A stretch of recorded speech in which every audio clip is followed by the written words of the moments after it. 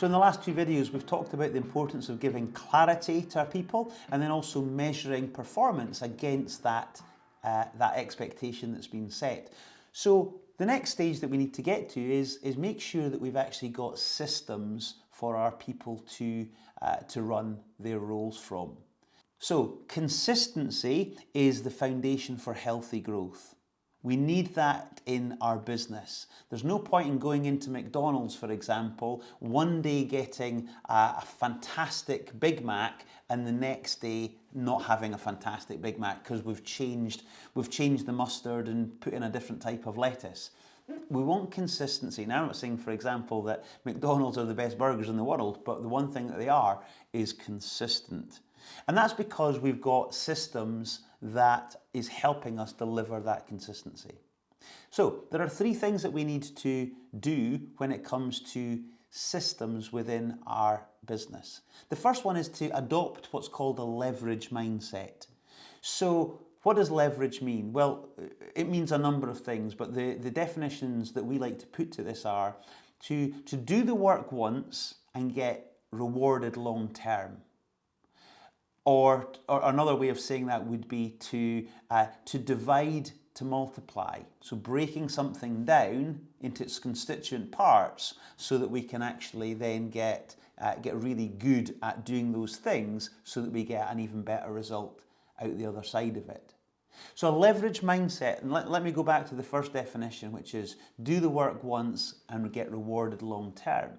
Well, this idea of if I'm a superhero within my business and I think that I need to do everything, again, we've previously talked about that as an unhelpful identity to have as a manager, then everything's in my head and therefore no one else knows how to do what I can do.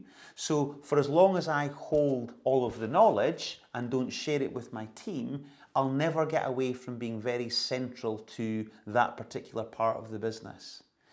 A leverage mindset would say, okay, how do I get that knowledge out of my head onto a bit of paper and actually start to step by step put the process or the checklist together that says, okay, when it comes to this particular scenario or this particular aspect of the job, this is how to do it.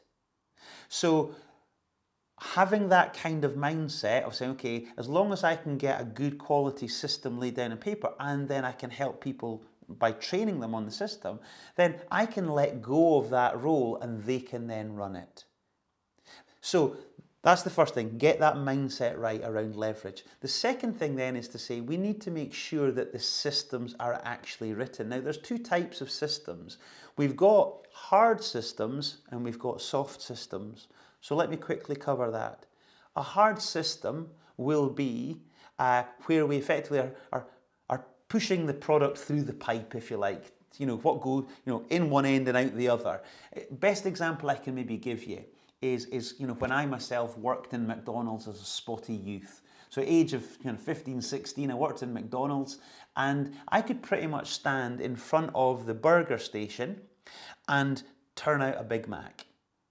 And the reason I could do that was because I actually had a hard system that said, step one, do this, step two, do that. And as long as I followed the steps and didn't break the steps, I could turn out a pretty decent burger pretty much straight away. So I could own the station that I was at. That's a hard system.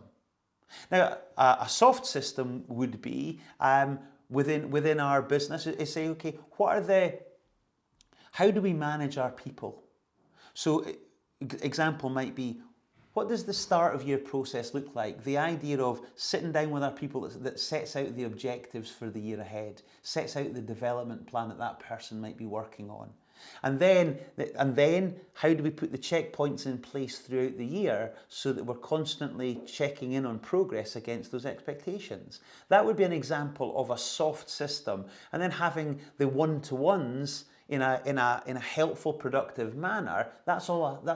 These are systems we put in place to help move things along. And of course, the third thing to do is once we've got these systems written, we need to effectively delegate the role or the task to people. So again, and this is about delegation. It's not about delegating responsibility, not abdicating responsibility. Abdication is where you just throw something at someone without any explanation and no system, and then the chances are they're going to fail. When you delegate effectively, we are showing people what to do. We are then explaining why we're doing things. We're giving them the full context. And then we're giving them the opportunity to say, right, now you do what I've just shown you so that you can check in on how they're managing to do it.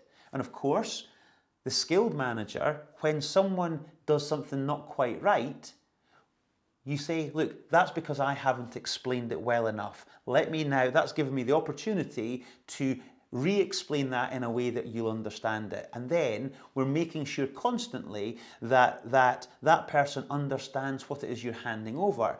At the point at which you say, yeah, you've got it, and they acknowledge, yeah, I know what I'm doing, fantastic. You've delegated that task effectively, and they can go off and do that job, and hopefully they'll go off and do it even better than you can do it.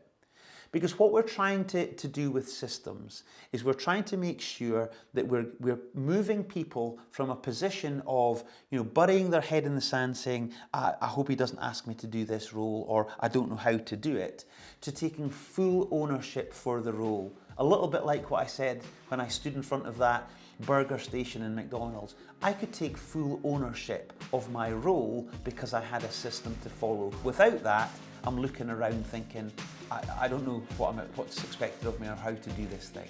So systems really help us produce ownership within roles.